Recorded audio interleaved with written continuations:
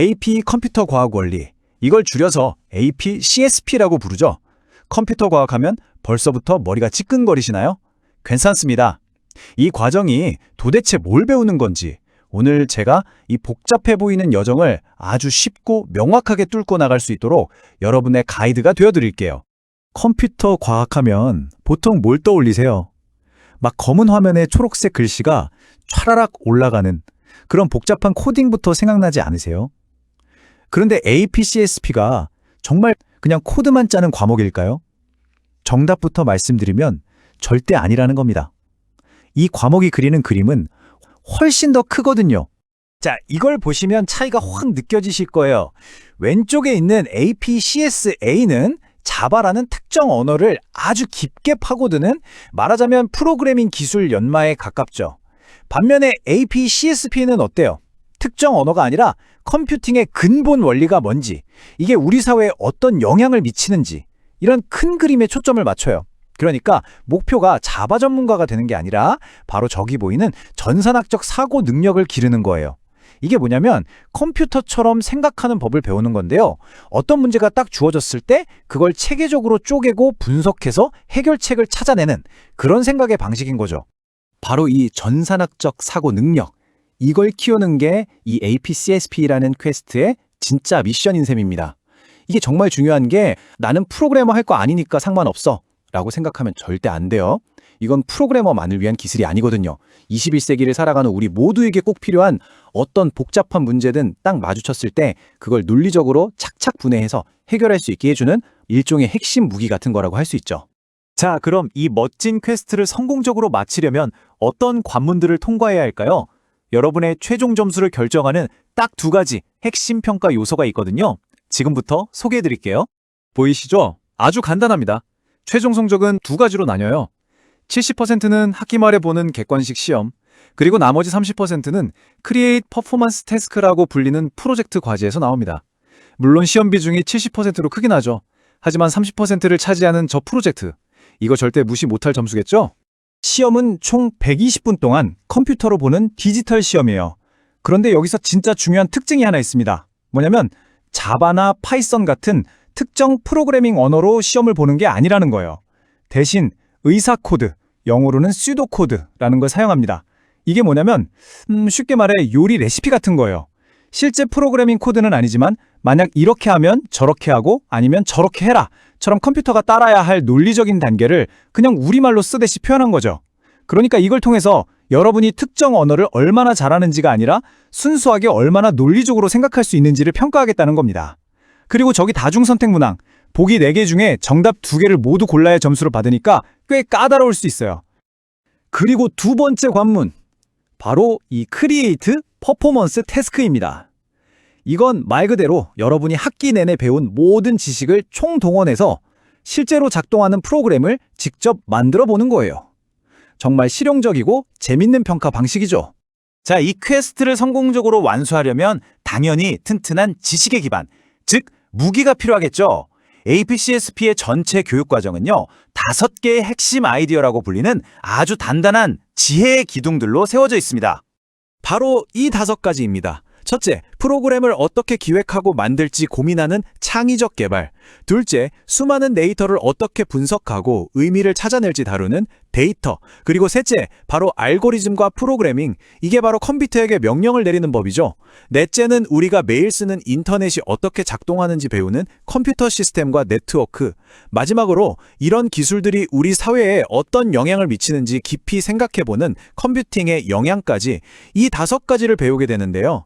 여기서 별표 5개, 가장 중요한 건 바로 저 알고리즘과 프로그래밍 파트입니다. 시험에서 무려 30에서 35% 가장 큰 비중을 차지하거든요.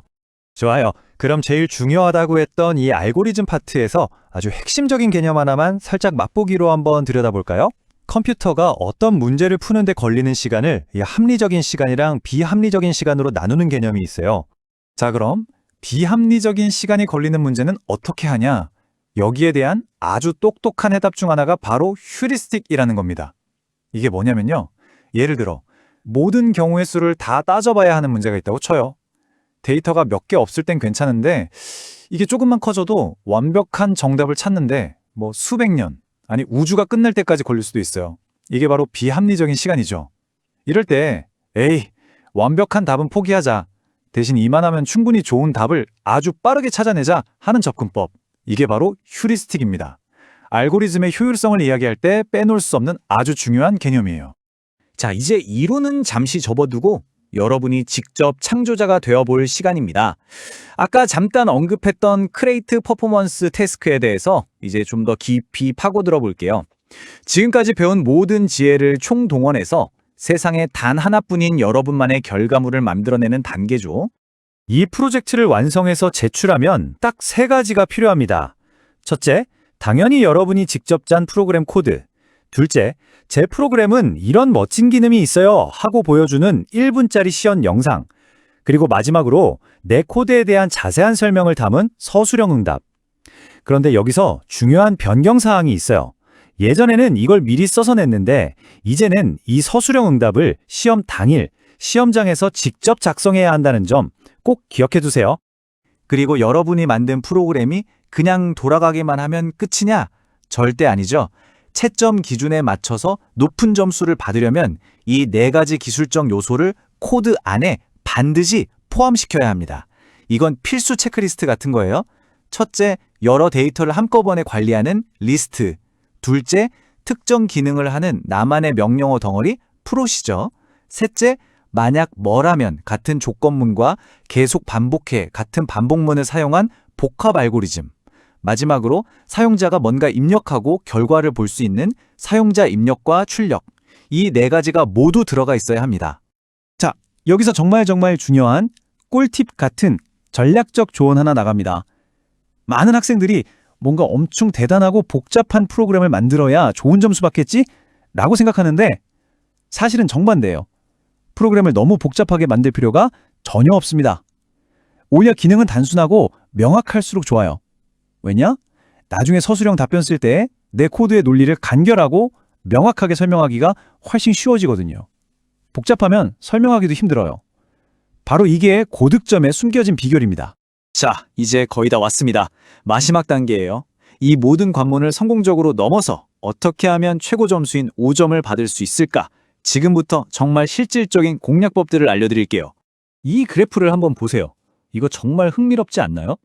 보통 AP, CSP가 입문 과정이라고 생각하니까 더 쉬울 거라고 생각하는데 정작 5점 만점을 받는 학생 비율을 보면 약 11%밖에 안 돼요.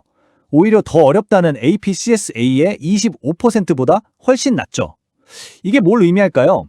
입문 과정이니까 대충 해도 되겠지 라고 생각하면 코 다친다는 겁니다. 그만큼 철저하고 전략적인 준비가 필요하다는 뜻이겠죠? 객관식 시험을 공략하는 3가지 핵심 비법입니다. 첫째, 절대로 코드를 눈으로만 읽지 마세요. 시험지에 직접 손으로 써가면서 변수값이 어떻게 바뀌는지 하나하나 따라가는 핸드 트레이싱을 꼭 습관화해야 실수를 줄일 수 있습니다. 둘째, 용어 싸움에서 이겨야 해요. 예를 들어 손실압축이랑 무손실압축. 이 2단어의 미세한 차이를 정확하게 모르면 틀리는 문제가 나오거든요. 마지막으로 아까도 말했지만 이계 선택 문항. 이거 부분 점수 없습니다. 하나만 맞춰도 0점이에요. 그러니까 집중적으로 연습해야 합니다. 시험 당일에 쓰는 그 서술형 응답? 여기서는 구체성이 생명입니다. 그냥 뜬구름 잡는 소리를 하면 절대 안 돼요. 예를 들어 저는 리스트를 사용했습니다. 이렇게 쓰면 안 된다는 거예요. 저는 학생들의 점수를 저장하기 위해 Student Scores라는 이름의 리스트를 사용했고 이걸 통해 여러 변수를 만들 필요가 없어져서 코드의 복잡성을 줄일 수 있었습니다. 이렇게요. 내 코드에 있는 실제 변수 이름, 프로시저 이름을 그대로 가져와서 써야 합니다. 그리고 왜 썼는지, 그래서 뭐가 좋아졌는지를 설명해야 하고요. 또 하나 꿀팁은 내가 만든 프로시저에 대해서 2가지 다른 테스트 케이스를 미리 준비해 가는 거예요. 여기에 5를 넣으면 이런 결과가 나오고 10을 넣으면 저런 결과가 나옵니다. 이런 식으로 다른 입력값에 따라 어떻게 다르게 작동하는지 명확하게 보여주는 거죠. 결국 이 모든 여정은요, 그냥 AP 시험에서 좋은 점수 안에 받자고 하는 게 아닙니다. 진짜 중요한 건 이 과정을 통해서 여러분이 앞으로 어떤 전공을 하든 미래에 무슨 일을 하게 되든 세상을 완전히 새로운 방식으로 바라보고 문제를 해결할 수 있는 전산학적 사고라는 아주 강력한 도구를 얻게 된다는 거죠. 자, 이제 여러분은 이 퀘스트를 헤쳐나갈 기본적인 지도와 도구들을 모두 손에 넣었습니다. 그렇다면 이제 마지막 질문은 여러분께 달려 있습니다. 이 강력한 생각의 도구로 여러분은 우리 세상의 어떤 문제를 해결해 보고 싶으신가요?